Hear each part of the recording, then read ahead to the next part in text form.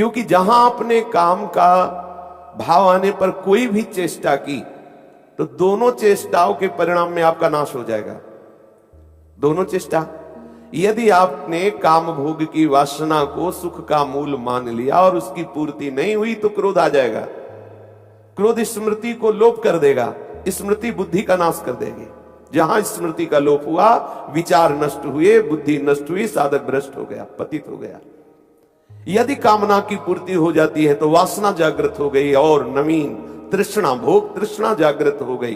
काम की पूर्ति में लोभ जागृत होता है, काम की अपूर्ति में क्रोध जागृत होता है। परिणाम में दोनों के द्वारा समान ही बंधन प्राप्त होता है। लोभ भी स्मृति भ्रम कर देता है और बुद्धि का नाश कर देता है। काम भी स्मृति को भ्रंश करके बुद्धि का नाश कर देता है। किसी भी तरह से काम का सेवन करने से मंगल नहीं हो सकता। ये बहुत खाने वाला, कभी ना अघाने वाला सदैव भूखा रहता है। इसको केवल वासना, वासना मात्र वासना। और ये दूसरा उपाय नहीं है इसके नष्ट करने का, केवल सहना उपाय है। भगवान आदेश करते हैं, हे अर्जुन, ये आने जाने वाले इंद्रियों के सुख, जो अनुकूलता प्रतिकूलता आदि जितने भी द्वंद्व हैं, ये सब आने जाने वाले हैं, स्थायी नहीं है। अभी आप विकारग्रस्त है, थोड़ी देर में निर्विकार हो जाएंगे। लेकिन यदि आपने विकार के अनुसार, जो विकार प्रेरित कर रहा है, वैसी चेष्टा कर ली तो फिर आगे परिणाम निर्विकार नहीं आएगा, फिर तो और विकार बढ़ जाएगा, फिर और आप भ्रष्ट होते चले जाएंगे, जैसा अभी तक पीछे जन्मों में होता रहा है। बहुत जन्म हो गए इसी चाल में मुझे मन फंसाए हुए है कि अगर ये भोग मिल जाए तो मैं शांति धारण कर लूं। भोगात शांति नहीं है, त्यागात शांति है। यम ही न व्यथ्यन्त्येते पुरुषम पुरुषर्षभ सम दुखा सुखाधीरम स्वमृतत्वाय कल्पते। हे अर्जुन, जो धैर्यवान पुरुष इन वेगों को सह जाता है, सुख दुख में समान भाव रखने वाला परम पद का अधिकारी होता है। हम प्रियालाल के मार्ग के पथिक है। हमारा हृदय कामना से दूषित भी हो जाए तो ना हमें बोलना है कि हमारे अंदर कामना है, ना हमें कोई चेष्टा करनी, चुपचाप सह गए। सहे सो साधु सहत सहत बाढ़े भगति गृहतन गुरुहित गार। समझिए इस सूत्र को। अगर आप कहीं भी रोकर के कह देंगे कि हमारे अंदर काम है, हमारे अंदर क्रोध है, तो आपने उस असत वृत्ति की सत्ता दे दी। ठूठ का भूत मान लिया, वो पीछे पड़ जाएगा, है नहीं, वो पीछे पड़ जाएगा, आपको जलाएगा, आपको अशांत कर देगा, आपको परमार्थ भ्रष्ट कर देगा। इसकी सत्ता ही नहीं है जिसको आप मान रहे हैं। हमारे अंदर काम आ गया, हमारे अंदर अमुक विकार आ गया, केवल भ्रम। उस भ्रम के कारण हम इस जगत को सत्य मानते हुए सच्चिदानंद प्रभु से इतनी दूरी, आज तक उनके दर्शन नहीं हुए, आज तक अपने प्रीतम से मिले नहीं, कभी आंसू गिरे उनके लिए, धिक्कार है जीवन को।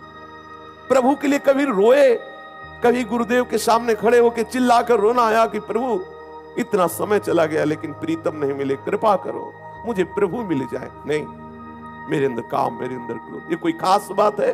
पूरी सृष्टि में सबके हृदय में काम है, सब कामना से ही प्रकट हुए हैं, इसलिए सबके अंदर काम के संस्कार है। इन्हीं काम के संस्कार को मिटा दे सा महात्मा, वही महात्मा। ये परमार्थ है, भगवत मार्ग है। बड़े भाग्यशाली हो जो इस मार्ग में कदम रखा है।